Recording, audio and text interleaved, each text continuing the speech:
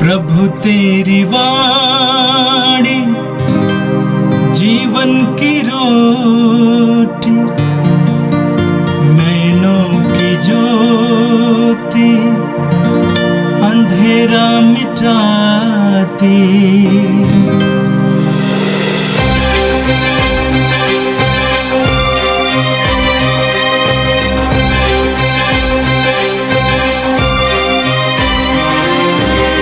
प्रभु तेरी वाणी जीवन की रोटी, नैनों की ज्योति अंधेरा मिटाती। प्रभु तेरी वाणी जीवन की रोटी, नैनों की ज्योति अंधेरा मिटाती। वाणी वाणी वाणी वाणी वाणी पवित्र है, शाश्वत है, जीवन का मन्ना है। 15 अक्टूबर शनिवार। पहला पाठ इफिसियों के नाम संत पौलुस का पत्र, अध्याय 1 पद संख्या 15 से 23 तक। मैंने प्रभु यीशु में आप लोगों के विश्वास और सभी संतों के प्रति आपके भातृप्रेम के विषय में सुना है। मैं आप लोगों के कारण ईश्वर को निरंतर धन्यवाद देता और अपनी प्रार्थनाओं में आप लोगों का स्मरण करता रहता हूँ। महिमामय पिता, हमारे प्रभु यीशु मसीह का ईश्वर आप लोगों को प्रज्ञा तथा आध्यात्मिक दृष्टि प्रदान करे, जिससे आप उसे सचमुच जान सके।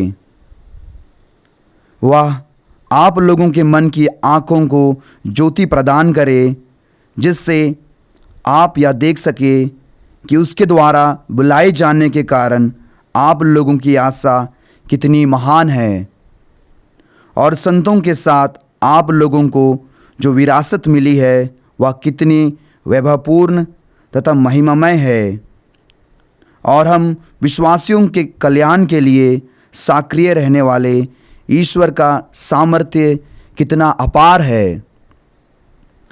ईश्वर ने मसीह में वही सामर्थ्य प्रदर्शित किया जब उसने मृतकों में से उन्हें जिलाया और स्वर्ग में अपने दाहिने बैठा दिया। स्वर्ग में कितने ही प्राणी क्यों न हो और उनका नाम कितना ही महान क्यों न हो, उन सब के ऊपर ईश्वर ने इस युग के लिए और आने वाले युग के लिए मसीह को स्थान दिया है। उसने सब कुछ मसीह के पैरों तले डाल दिया और उनको सब कुछ पर अधिकार देकर कलीसिया का शेष नियुक्त किया है। कलीसिया मसीह का शरीर और उनकी परिपूर्णता है। मसीह सब कुछ सब तरह से पूर्णता तक पहुंचा देते हैं। यह प्रभु की वाणी है। संत लूकस के अनुसार पवित्र सुसमाचार, अध्याय 12 वाक्य संख्या 8 से लेकर 12 तक। यीशु ने अपने शिष्यों से कहा, जो मुझे मनुष्यों के सामने स्वीकार करेगा, उसे मानव पुत्र भी ईश्वर के दूतों के सामने स्वीकार करेगा। परंतु जो मुझे मनुष्यों के सामने अस्वीकार करेगा, वह ईश्वर के दूतों के सामने अस्वीकार किया जाएगा। यदि कोई मानव पुत्र के विरुद्ध कुछ कहे तो उसे क्षमा मिल जाएगी, परंतु पवित्र आत्मा की निंदा करने वाले को क्षमा नहीं मिलेगी। जब वे तुम्हें सभागृहों, न्यायाधीशों और शासकों के सामने खींच ले जाएंगे, तो यह चिंता ना करो कि हम कैसे बोलेंगे और अपनी ओर से क्या कहेंगे, क्योंकि उस घड़ी पवित्र आत्मा तुम्हें सिखाएगा कि तुम्हें क्या क्या कहना चाहिए। यह प्रभु का पवित्र सुसमाचार है। ख्रिस्त प्रभु की जय।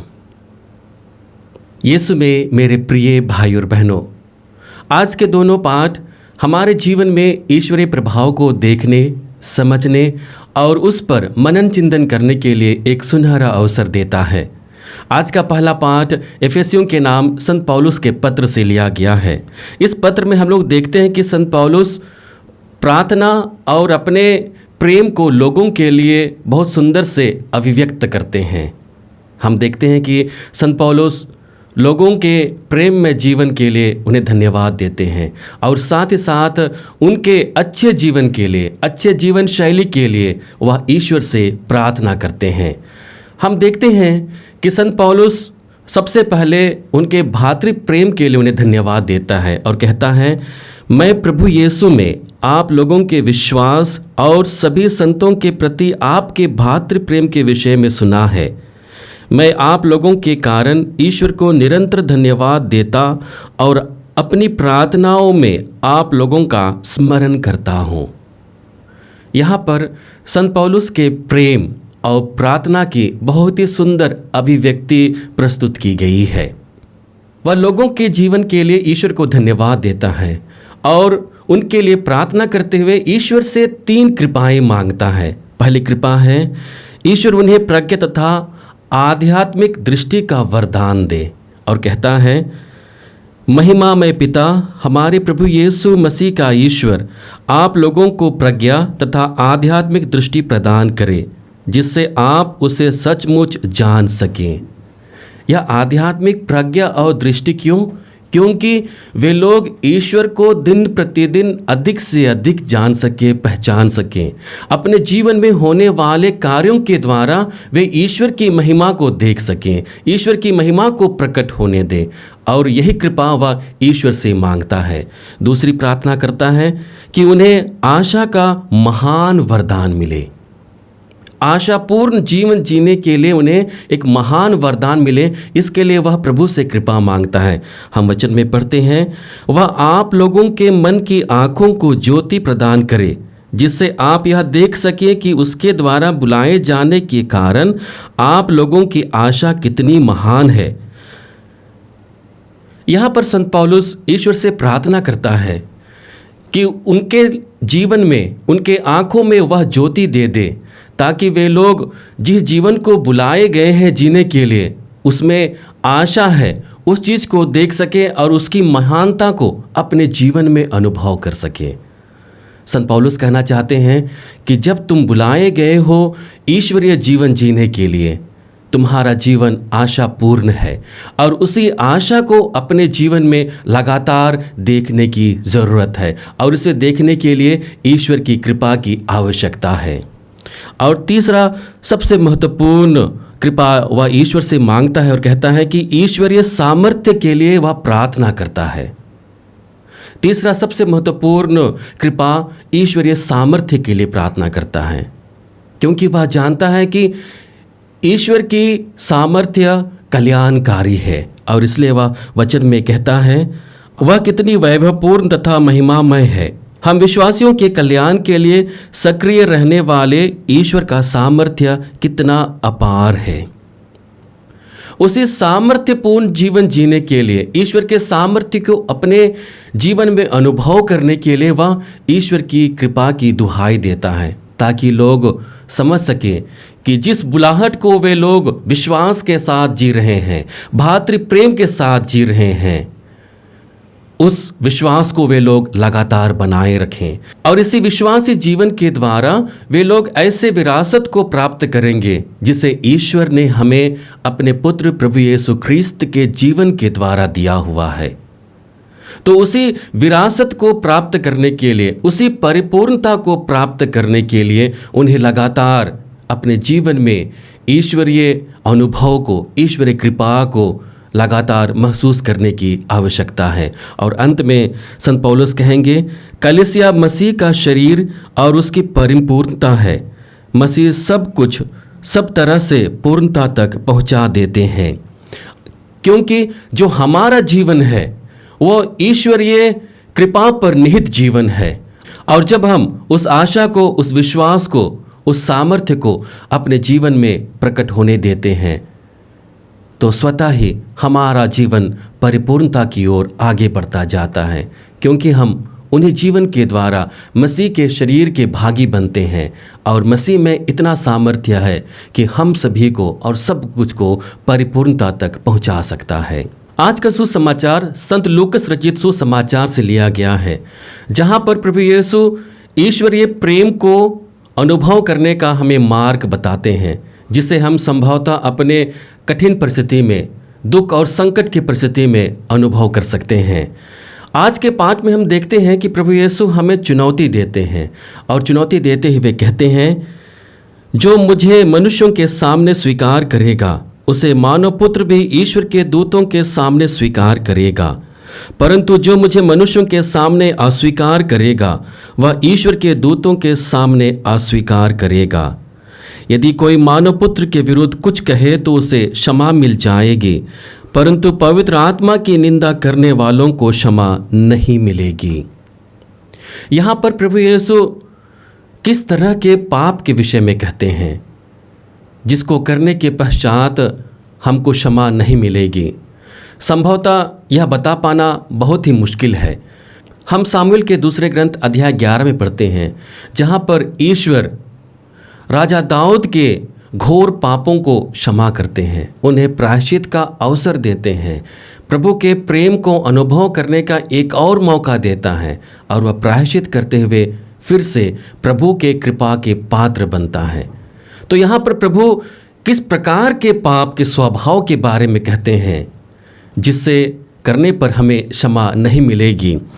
हम संत यूहन्ना रचित सुसमाचार अध्याय 14 वाक्य संख्या 26 में पढ़ते हैं, जहाँ पर प्रभु यीशु एक ऐसे सहायक के विषय में कहते हैं जो ईश्वर के द्वारा हमें दिया गया है, वह हमारे जीवन में है और वह हमको मार्गदर्शन करता है। हम वचन में पढ़ते हैं, वह सहायक, वह पवित्र आत्मा जिसे पिता मेरे नाम पर भेजेगा तुम्हें सब कुछ समझा देगा, मैं तुम्हें जो कुछ बताया वह उसका स्मरण दिलाएगा। यहाँ पर पवित्र आत्मा के विषय में कहा गया है। पवित्र आत्मा के कार्य के विषय में हमारे सामने प्रभु यीशु अपनी बातों को रखते हैं और कहते हैं कि ईश्वर तुम्हारे लिए एक सहायक भेजेगा। सहायक का क्या काम है? कि वह हमारे जीवन में हमारी सहायता करेगा कि हमको कैसा जीवन जीना है, हमको किस पर आधारित होकर जीवन जीना है, इस पर हमको मनन चिंतन करने के लिए, उसे जानने के लिए, पहचानने के लिए एक अवसर देगा और हमें सहायता प्रदान करेगा। वचन में हम पढ़ते हैं, और मैं तुम्हें जो कुछ बताया वह उसका स्मरण दिलाएगा। प्रभु के द्वारा दी हुई सारी शिक्षाओं को हमारे जीवन में स्मरण दिलाता रहेगा। तो वह पवित्र आत्मा हमारा सहायक है।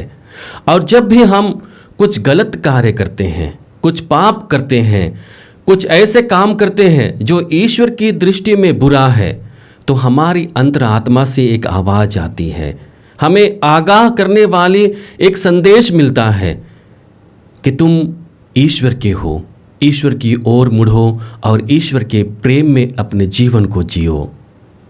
यह आवाज़ और कुछ नहीं बल्कि पवित्र आत्मा का आह्वान है। वह हमें स्मरण दिलाता है कि ईश्वर प्रेम है, ईश्वर दयालु और क्षमा से परिपूर्ण है। वह तुम्हारे जीवन को आशीर्वाद देगा। और जब भी हम अपने जीवन में बुरे कर्म करते हैं, पाप करते हैं और उस आवाज़ को सुनकर प्रभु की ओर लौटकर आते हैं, हम प्रभु के कृपा पात्र बन जाते हैं। लेकिन वहीं पर उस आवाज़ को सुनने के बाद भी उसको हम अनसुना करते हैं, उसे हम स्वीकार नहीं करते हैं और अपने दैनिक जीवन में परिवर्तन लेकर नहीं आते हैं, तो हम ईश निंदा करते हैं, तो हम आत्मा की निंदा करते हैं। और आत्मा की निंदा करने के साथ ही साथ हम उस वास्तविकता को अस्वीकार करते हैं जिस वास्तविकता में हमें जीने की ज़रूरत है। वह क्या है? हमारा ईश्वर प्रेमी ईश्वर है, हमारा ईश्वर दयालु ईश्वर है। हम पर वह दया करता है, हम पर वह कृपा करता है, हमें वह मौका देता है, हमें वह अवसर देता है। और उसी के प्रेम को महसूस करने के लिए, उसी के प्रेम पर आधारित जीवन को जीने के लिए हमें उसी की ओर अभिमुख होने की आवश्यकता है। यहाँ पर प्रभु यीशु ऐसे पाप के विषय में कहते हैं जिसे हम अपनी अस्वीकृति के द्वारा उसका परित्याग करते हैं, और वह हमारे लिए बड़ा ही घातक बन सकता है। जब हम ईश्वर के प्रेम को अस्वीकार करते हैं, ईश्वर के क्षमा को अस्वीकार करते हैं जो हमें पवित्र आत्मा के द्वारा स्मरण दिलाया जाता है, हम कुरिन्थियों के नाम संत पौलुस के पत्र अध्याय 6 वाक्य संख्या 19 में पढ़ते हैं, जहां पर संत पौलुस कहते हैं, क्या आप लोग यह नहीं जानते कि आपका शरीर पवित्र आत्मा का मंदिर है, वह आप में निवास करता है और आपको ईश्वर से प्राप्त हुआ है। आपका अपने पर अधिकार नहीं है, क्योंकि आप लोग कीमत पर खरीदे गए हैं।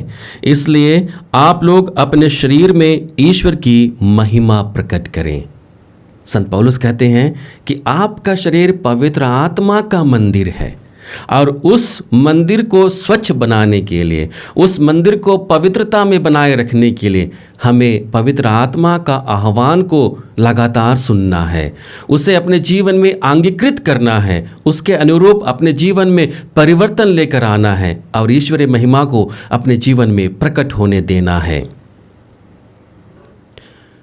पवित्र आत्मा का दूसरा कार्य हमारे जीवन में कैसे संपन्न होगा, इसे हम आज के सुसमाचार के दूसरे भाग में पढ़ते हैं, जहां पर प्रभु यीशु कहते हैं, जब वे तुम्हें सभागृहों, न्यायाधीशों और शासकों के सामने खींच ले जाएंगे, तो यह चिंता ना करो कि हम कैसे बोलेंगे और अपनी ओर से क्या कहेंगे, क्योंकि उस घड़ी पवित्र आत्मा तुम्हें सिखाएगा कि तुम्हें क्या क्या कहना चाहिए। हमारी उन परिस्थिति के समय में जब हम ये नहीं जान पाएंगे और ये नहीं जान पाते हैं कि हमको कैसे साक्ष्य देना है, अपने विषय में क्या कहना है, ईश्वर के विषय में क्या कहना है, उन विकट परिस्थिति में पवित्र आत्मा हमारी सहायता करेगा। वह हमें क्या क्या कहना है वह हमें बताएगा, और इसलिए पवित्र आत्मा हमारा सहायक है और दिन प्रतिदिन के जीवन में हमें इसे सुनने की आवश्यकता है, और उनको सुनने के पश्चात हम ईश्वरीय महिमा को अपने जीवन में प्रकट होने देते हैं। आइए हम प्रभु से प्रार्थना करें कि हम लगातार प्रभु के द्वारा और पवित्र आत्मा के द्वारा ईश्वरीय प्रेम को, ईश्वरीय अनुग्रह को, ईश्वरीय क्षमा को, दया को अपने जीवन में लगातार महसूस करें और उसी प्रेम में हम लगातार बने रहें। हे सर्वशक्तिमान पिता परमेश्वर, हम धन्यवाद देते हैं प्रभु तेरे अमूल्य वरदान के लिए, क्योंकि वह हमारा सहायक है। वह दिन प्रतिदिन के जीवन में हमारा मार्गदर्शक बनकर हमें ईश्वरीय मार्ग की ओर लेकर चलता है। हे प्रभु, हमें यह वर दे कि हम पवित्र आत्मा के आह्वान को दिन प्रतिदिन के जीवन में सुन सकें, उनके अनुरूप अपने जीवन में परिवर्तन लाकर ईश्वरीय महिमा के भागी बन सकें। आज के वचन सुनने वाले हर एक लोगों को प्रभु तू अपने सामर्थ्य से भर दे, अपने पवित्र आत्मा के वरदान से भर दे। पवित्र आत्मा से संचालित जीवन जीकर वे तेरे प्रेम को अपने जीवन में महसूस कर सके और उस प्रेम के साक्षी बनकर दूसरों को भी प्रेम दे सके। हम यह प्रार्थना करते हैं हमारे प्रभु ख्रिस्त के द्वारा, आमीन। प्रभु तेरी वाणी जीवन की रोटी, नैनों की ज्योति अंधेरा मिटाती, वाणी वाणी वाणी वाणी